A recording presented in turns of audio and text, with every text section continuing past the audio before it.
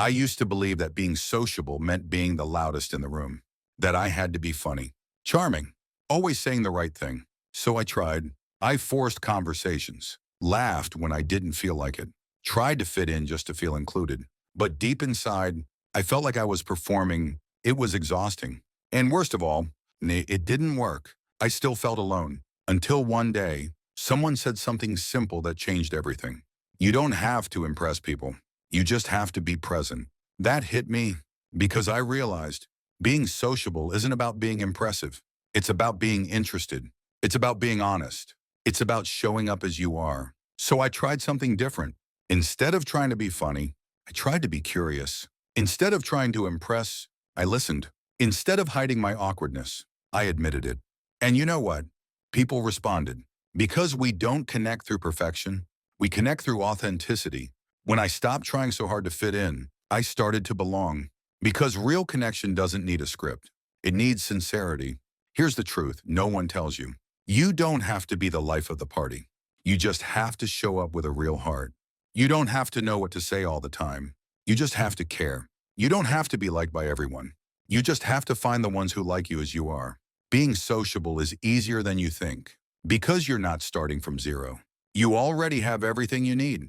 Your story, your honesty, your willingness to connect. So here's what I've learned. Ask questions that go beyond the surface. Give compliments that are genuine. Share small parts of your story. Be okay with silence. It's part of the conversation too. Smile when it feels right. Say hello even if it's awkward. And most of all, be kind. Because kindness is the most fluent language of connection. And if you're still nervous, remember, most people are too. Most people want connection just as much as you do. They just don't know how to start. So maybe it's you who starts it. Not with a perfect line, but with a simple truth. With being human, one turn about shurnpen. Being sociable isn't about changing who you are. It's about being brave enough to be yourself. That's what people remember. Not your clever jokes, not your charm, but the way you made them feel safe to be themselves too. So if you've ever felt like you didn't belong, maybe you were trying to belong in the wrong way. Try this instead. Show up. Be real. Be kind. And connection will follow. Not always fast, not always loud, but real, and real is enough. For a long time, I held on to things that no longer served me. Old goals, old habits, even old versions of myself. I was afraid to let go. Because I thought letting go meant giving up. I thought it meant failure. But it doesn't. Letting go is not weakness. It is wisdom. It is the courage to stop carrying what weighs you down. The bravery to release what no longer aligns with who you're becoming. Sometimes we hold on because we're scared of the unknown. We stay in comfort zones that are slowly suffocating us. We cling to relationships that drain us. We pursue goals that no longer light us up. All because we fear change. But growth only happens when we make space for it. And space only comes when we let go. I once chased a dream for years. Not because I still loved it, but because I was afraid to admit it no longer fit. The truth, I outgrew it. And that's okay. You're allowed to outgrow people, places, dreams, versions of yourself. That's not betrayal. That's evolution. When I finally let go, I felt empty. But in that emptiness, I found clarity.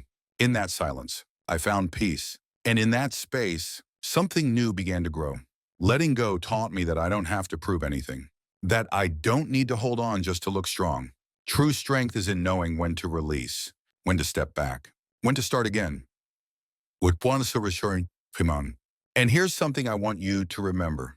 You don't have to have it all figured out. You just have to be honest about what's no longer true for you. Letting go doesn't mean the past didn't matter. It just means the future matters more. So take a breath. Ask yourself, what am I still carrying that no longer belongs? What am I afraid to release? And who could I become if I finally let go? You may not know the answer yet, but the moment you choose release over resistance, you create space for growth, space for healing, space for you. Letting go isn't the end. It's the beginning of becoming who you're truly meant to be. And growth real, deep. Lasting growth requires sacrifice. You can't move forward while dragging everything behind you. There are seasons for planting and seasons for pruning, Sometimes we need to cut away the old to let the new breathe.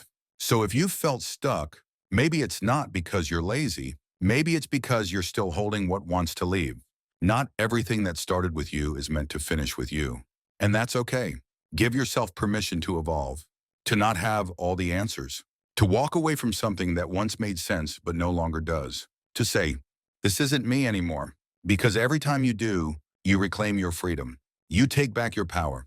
And you step closer to a life that's real, a life that's yours. You will lose things on the journey. You'll lose illusions. You'll lose expectations. You'll even lose some people, but you will find something greater. Yourself, not the version you were told to be, not the mask you learned to wear, but the true you, the grounded, growing what evolving you. Letting go is hard, but holding on to the wrong things is harder. The longer you wait, the heavier it gets. So ask yourself today, is this helping me grow? Or is it holding me back? And if it's the latter, maybe it's time. Time to unclench your grip, to trust what comes next, to believe in your future more than your past. Letting go isn't just about release. It's about rebirth. And you deserve the chance to start again. There are moments in life when everything feels like it's falling apart. We question our worth. We doubt our direction. We wonder if we're even on the right path at all. But what if I told you, it's not always the circumstances that need to change. Sometimes it's your perspective. The way you see the world defines the way you experience it. And the way you interpret pain determines whether it destroys you or develops you. When I was younger, I believed life was happening to me, that I was a victim of what I couldn't control, that people stuck in problems and pressure were all trying to break me. But one day I realized life isn't happening to me, it's happening for me. And the difference between those two mindsets changed everything. Pain became a teacher. Failures became fuel. Setbacks became setups. It didn't make things easier, but it made me stronger. Because the moment I changed how I looked at my struggles changed in meaning. And that meaning gave me power. Perspective is everything. It's the difference between seeing a wall or seeing a challenge, between seeing rejection or redirection, between feeling lost or being in the middle of a transformation. Most people don't need a new life. They need a new lens. We can't control everything that happens to us, but we can control how we respond. And response is what creates reality. If you think you're powerless, you will live small. If you think you're stuck, you won't take action. But if you believe every problem carries a possibility, every mistake carries a message, every delay carries a design, then you'll start to move differently. You'll rise. You'll grow. You'll lead. Changing your perspective doesn't require perfection. It requires intention. You start by asking, what can this teach me? How can this grow me? What if this is not the end, but a turning point? When you stop asking, why is this happening to me? And start asking, what is this preparing me for? You'll feel a shift in energy, a shift in clarity, a shift in strength, and little by little, your life begins to follow your focus.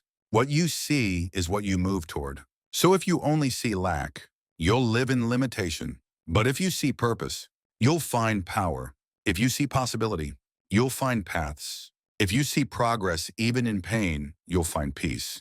Perspective is not pretending things are perfect. It's choosing not to be paralyzed by what's not. It's choosing to still believe, still move, still grow, even when it's hard, especially when it's hard. So today, I want to ask you, what if this situation isn't punishment, but preparation? What if the pressure is shaping your strength? What if the pain is stretching your perspective? What if today's trial is tomorrow's testimony? Because your life isn't just the story that happens to you. It's the story you tell yourself about what happens. And when you choose to see your story with purpose, you find strength in the struggle. You find peace in the process. And most of all, you find yourself. So change the lens, change the narrative, change your life.